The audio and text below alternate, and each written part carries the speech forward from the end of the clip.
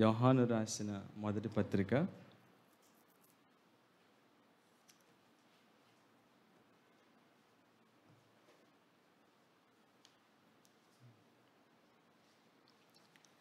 యోహాను రాసిన మొదటి పత్రిక మొదటి అధ్యాయం 10 వచనాలు ఉంది. 10 వచనాలు ఒకసారి అందరం చదువుదాం. ఉత్తర ప్రత్యుత్తరంగా చదువుదాం. మొదటి వచనం పురుషులు, రెండవది స్త్రీలు చదువుదాం. జీవవాక్యము, చివరి వచనం అందరం కలిసి చదువుదాం. జీవవాక్యమును గూర్చినది ఆది నుండి ఏది ఉండెనో, మేమేది వింటుమో, కనులారా ఏది చూచుతుమో, ఏది నిదానించి కనుగొంటుమో, మా చేతులు దేనిని తాకి చూచెనో,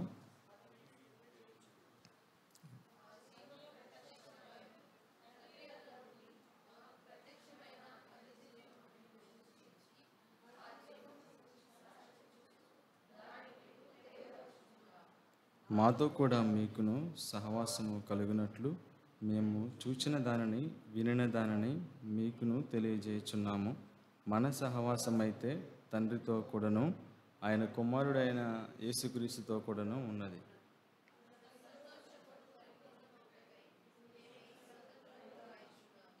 మేము ఆయన వలన విని మీకు ప్రకటించు వర్తమానమేమనగా, దేవుడు వెలుగై ఉన్నాడు, ఆయన ఎందుకు చీకటి ఎంత మాత్రమును లేదు.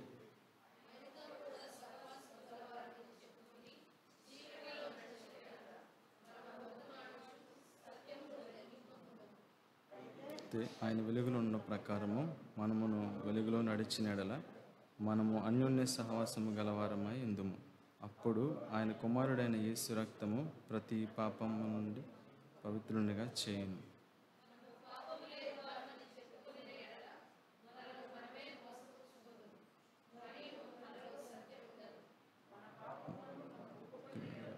ఆయన నమ్మదగిన వాడు, నీతిమంతుడు కనుక ఆయన మన పాపములను క్షమించి సమస్త దుర్నీతి నుండి మనను పవిత్రులుగా చేయి.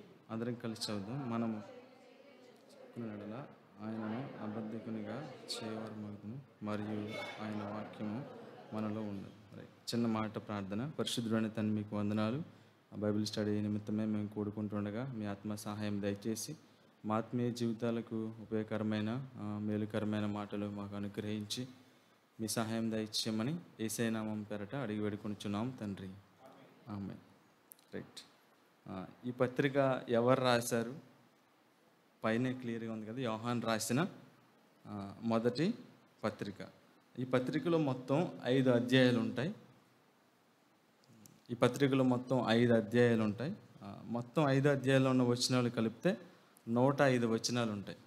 5 అధ్యాయాలు, 105 వచనాలు. ఎప్పుడు రాయబడింది ఈ పత్రిక అంటే, మొదటి శతాబ్దం చివరి 25 సంవత్సరాల్లో రాసి ఉండొచ్చు అని చరిత్రలో ఉండదన్నమాట. నేను చదివిన దాంట్లో అది ఎక్కడ రాసి ఉంటారు అని అంటే, ఎఫెసు నుంచి యోహాను గారు ఈ పత్రిక రాయడం అనేది జరిగిందనమాట. యెరూషలేములో ఆయన ఉండగా రోమా సైనికులు యెరూషలేము దాడి చేసినప్పుడు ఆయన ఎఫెసు పట్టణానికి వెళ్ళి ఎఫెసు నుంచి ఈ పత్రిక రాయడం జరుగుతుంది. ఎక్కడ రాశారు అంటే, ఎఫెసు ప్రాంతం నుంచి యోహాను గారు ఈ పత్రిక రాయడం జరిగిందనమాట. యోహాను అనగానే మనకి 2 వ్యక్తులు బాగా గుర్తొస్తారు. బాప్తిస్మిచ్చు యోహాను, అపోస్తలుడైన యోహాను. ఈయనకి మరో పేరు కూడా ఉంటుంది, ప్రియమైన శిష్యుడు. యేసు రొమ్మును ఆనుకుని ఉన్న శిష్యుడు అని పేరు. ఇంకా యోహాను అనే పేర్లు ఉన్నాయి, కానీ ఎక్కువగా బాప్తిస్మిచ్చు యోహాను లేదా ఈ పత్రికలు రాసిన యోహాను గురించి ఇప్పుడు మనం తెలుసుకుందాం. యోహాను సువార్త రాసింది కూడా ఈ యోహాను గారే. ప్రకటన గ్రంథం రాసింది కూడా పద్మాస ద్వీపంలో ఈ యోహాను గారే. ఆయనని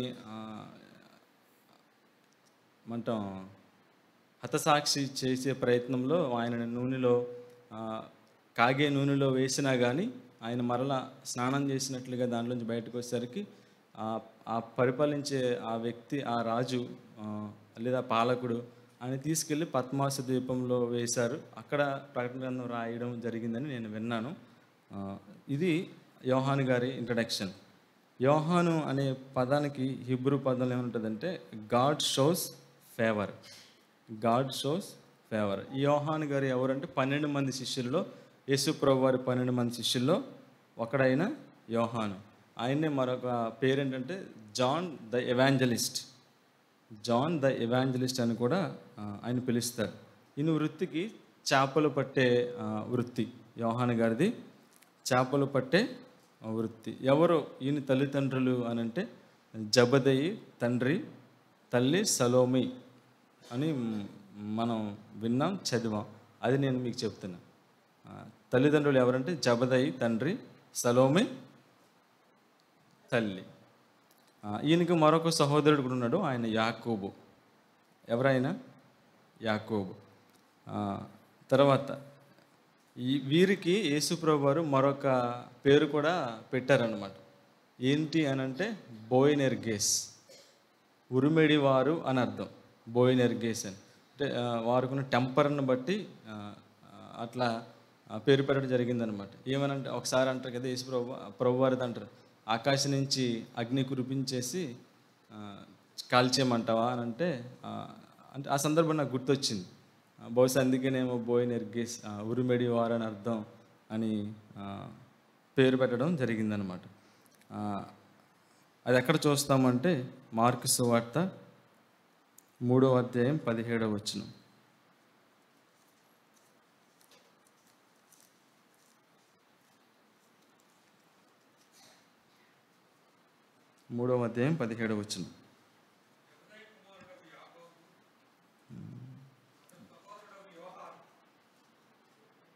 అవునండి.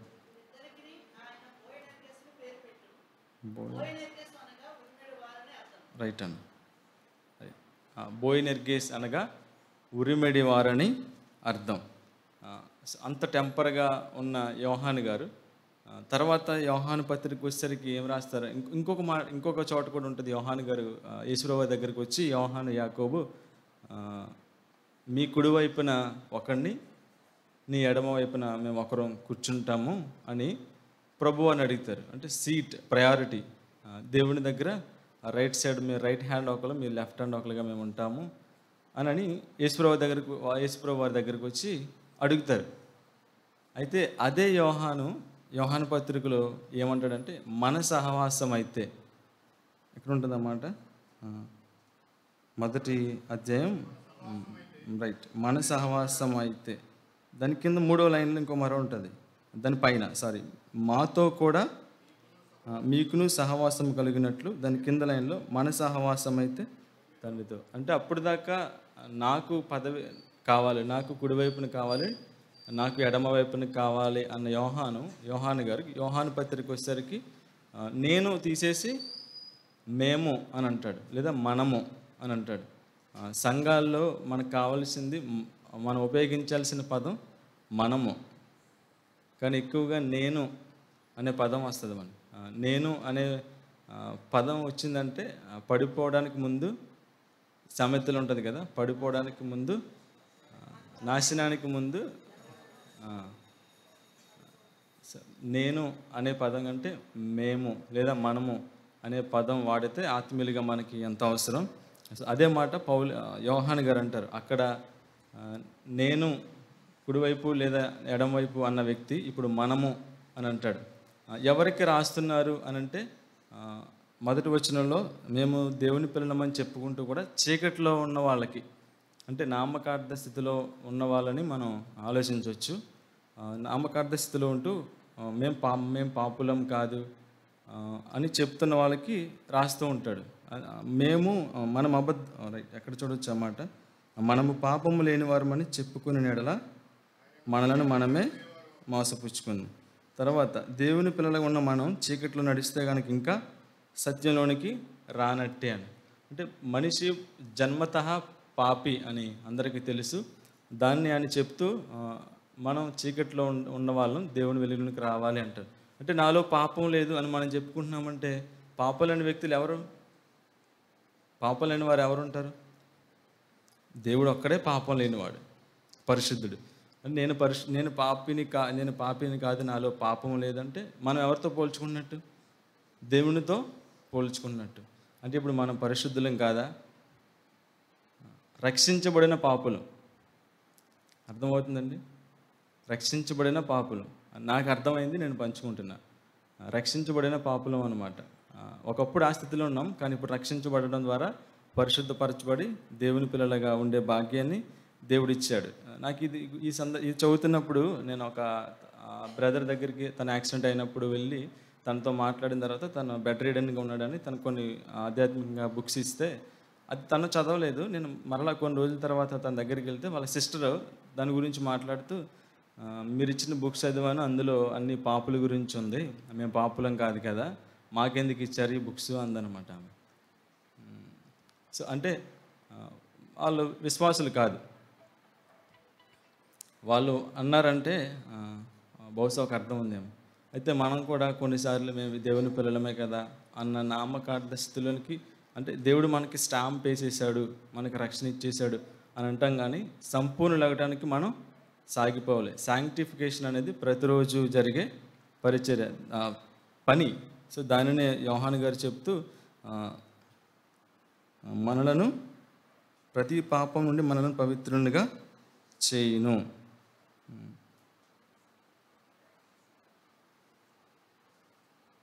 తర్వాత 2వ అధ్యాయంలో, అంటే నేను డీప్గా వెళ్ళట్లేదు, జస్ట్ అవుట్లైన్స్ మాత్రమే చెప్తున్నాను. చిన్నపిల్లలను ఉద్దేశించి మాట్లాడతారు, తల్లిదండ్రులను ఉద్దేశించి మాట్లాడతారు, యవనస్తుల గురించి ఉద్దేశించి కూడా మాట్లాడతారు. ఇంకా ముందుకెళ్తే అబద్ధ బోధకుల గురించి కూడా మాట్లాడతారు. కడవరి గడియ, క్రీస్తు విరోధులు వస్తారు అని. యవనస్తుల గురించిన మాట నన్ను ఒకటి బాగా ఆలోచింపజేసింది. ఏంటంటే, యవనస్తులారా మీరు దుష్టుని, 2వ అధ్యాయం 13వ వచనంలో, యవనస్తులారా మీరు దుష్టుని జయించున్నారు కనుక మీకు రాయిచ్చున్నాను. సాధారణంగా మనం ఎక్కువ ఏ మాట వాడతాము అంటే, యవనస్తులు తప్పక తొట్టిల్లుతారు అనే మాటని ఎక్కువగా వాడతాం. కానీ ఇది చదివిన తర్వాత అసలు మనం తొట్టిల్లకుండా ఉండాలంటే ఇక్కడ ఉంది సీక్రెట్. యవనస్తులారా మీరు దుష్టుని జయించి ఉన్నారు. ఎప్పుడు దుష్టుని జయించగలం అంటే, ఎప్పుడు మనం బలవంతులుగా ఉన్నాం, ఎప్పుడు దుష్టుని జయించి ఉండగలం, ఎప్పుడు మనం జారిపోకుండా ఉండగలం అంటే 14వ వచనంలో, యవనస్తులారా మీరు బలవంతులు, దేవుని వాక్యము మీ యందు నిలుచుచున్నది. దేవుని వాక్యంలో మనం నిలుచున్నప్పుడు, దేవుని వాక్యం మనలో నిలిచి ఉంటుంది. అప్పుడు మాత్రమే మనం బలవంతులం. యవనస్తులారంటే భౌతికంగా ఉన్న యవనస్తులు కాదు కానీ ఆధ్యాత్మికంగా యవనస్తులమే అందరూ. శరీర సంబంధంగా యవనస్తులు మాత్రమే అర్థం చేసుకోవాల్సిన విధం కాదు, కానీ ఆధ్యాత్మికంగా ఎప్పుడు యవనస్తులుగా ఉన్న బలం కలిగి ఆధ్యాత్మికంగా ముందుకు కొనసాగాలంటే వాక్యంలో ఖచ్చితంగా మనం ఉండాలి. కాకపోతే మనం వినడానికి అలవాటు పడిన వాళ్ళం చదవడానికి అలవాటు పడరు, చదవడానికి అలవాటు పడిన వాళ్ళు వినడానికి అలవాటు పడరు. సో వాక్యంలో ఎదుగుతూ, వాక్యంలో అంటుకట్టబడుతూ, వాక్యంలో నిలిచినప్పుడు ఖచ్చితంగా మనం పడిపోకుండా ఉండగలం. వాక్యం అంత బలమైంది. ఒకసారి నేను ఒక లాంగ్ నోట్బుక్ బ్యాక్ సైడ్ ఒక కొటేషన్ చూసా. ఏ చైల్డ్ వితౌట్ వింగ్స్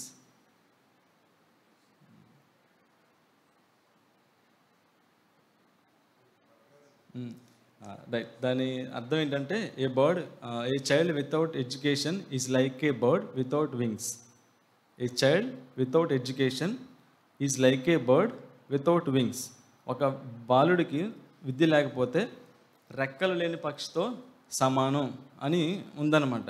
అది చదివిన తర్వాత నేను ఎలా రాసుకున్నానంటే, ఏ స్పిరిచువల్ బిలీవర్ లేదా ఏ బిలీవర్ వితౌట్ స్క్రిప్చర్ లేదా without word of God and prayer is like A bird without wings. ఒక విశ్వాసిగా ప్రార్థన, వాక్యం అనే 2 రెక్కలు మనకి లేకపోతే మనం కూడా 2 రెక్కలు లేని పక్షితో సమానమే అని రాసుకున్నాను అనమాట. సో ఇంకా ముందుకెళ్తే దుర్బోధల గురించి చెప్తూ ఉంటారు.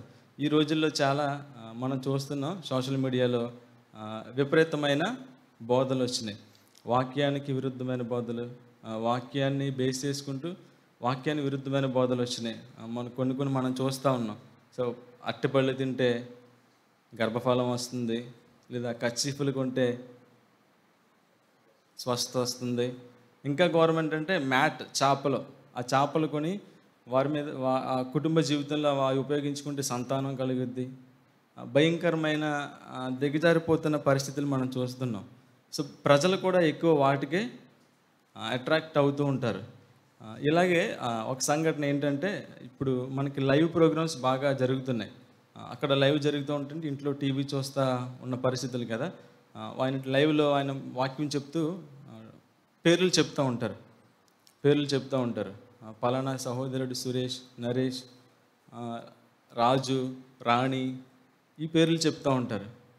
మేము మాట్లాడుకుంటే ఒకసారి ఇది ఎట్లా జరుగుతుంది అంటే, వాళ్ళ టీం మెంబర్సే వాళ్ళు ముందుగానే కొంత వచ్చిన విశ్వాసుల దగ్గరికి వెళ్ళి వాళ్ళ దగ్గర కూర్చొని, మీరు ఎక్కడి నుంచి వచ్చారు, మీరు ఏంటి, మీ ప్రేయర్ రిక్వెస్ట్ ఏంటి, మీ పేరు ఏంటి అని తెలుసుకుని వాళ్ళే వెంటనే వాళ్ళ గ్రూప్లో ఆ స్టేజ్ మీద ఉన్న వ్యక్తికి ఆ ఇన్ఫర్మేషన్ పాస్ చేయడం, వాళ్ళు దాన్ని ప్రొఫెసీగా ప్రవచనంగా పలకడం అది జరుగుతుంది అని వేరే మేము మాట్లాడుకున్నప్పుడు విన్నామన్నమాట. సరే, అలాగే జరుగుతుంది. టీవీలో లైవ్ ప్రోగ్రాం వస్తుంది. సహోదరుడు సురేష్, మీ ఇంట్లో బాధలు ఉన్నాయి, ఆర్థిక ఇబ్బందులు ఉన్నాయి, రోగంతో మంచం పడి ఉన్నారు, అప్పులు బాధలు అయిపోయావు అని లైవ్లో చెప్తుంటే, నీ బాధలు తీరాలంటే ఇప్పుడే ఈ నెంబర్కి కాల్ చేయి, లైవ్లో మాతో పాటు ప్రార్థనలు ఏకీపించు, దేవుడు గొప్ప అద్భుతం చేస్తాడు. ఇలానే చెబుతూ ఉన్నప్పుడు పాపం ఆ పేరు గల వ్యక్తులు చాలామంది ఉంటారు కదా. సో ఆ వ్యక్తి ఫోన్ చేశాడు. ఫోన్ చేసి, అయ్యా మేము మీరు చెప్పిన పేరు గల వ్యక్తి నేనే అని చెప్తే, అవును నాకు దేవుడు బయలుపరిచాడు అన్నప్పుడు, మీరు చెప్పినవన్నీ మా ఇంట్లో జరుగుతున్నాయి. మరి ఎలా సార్ అంటే, లైవ్లో ప్రార్థన చేయడమే కాదు, నేను మీ ఇంటికి వస్తాను, మీ ఇంటికి వచ్చి ప్రార్థన చేస్తే మీ పరిస్థితులన్నీ అర్థమవుతుందండి, మీ పరిస్థితులన్నీ బాగుపడిపోతాయి, కాబట్టి మేము ఇంటికి వస్తాము, ప్రార్థన చేస్తాం అన్నారు. అయ్యో చాలా మంచిది, దైవజనులు మా ఇంటికి రావడం మా గొప్ప ఆనందం, మా భాగ్యం అని చెప్తూ, అయ్యా మరి ఈ ఎట్లా తెలిసినాయి, నిజంగా 100% మీరు చెప్పినవే మా ఇంట్లో జరుగుతున్నాయి, ఎట్లా తెలిసిందయ్యా అంటే, దేవుడు నాకు చూపించాడు, దేవుడు నాకు బయలుపరిచాడు అని సేవకుడు చెప్తున్నాడు అనమాట.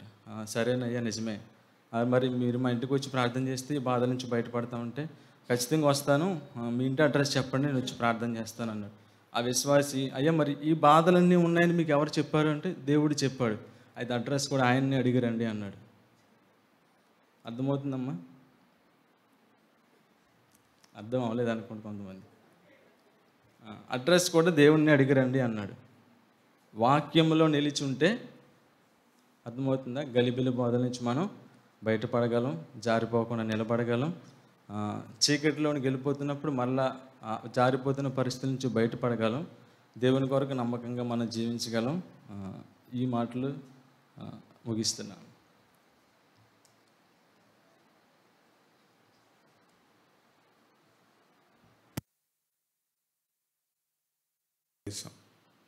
తల వంచండి, ప్రార్థన చేసుకుందాం. ప్రార్థన.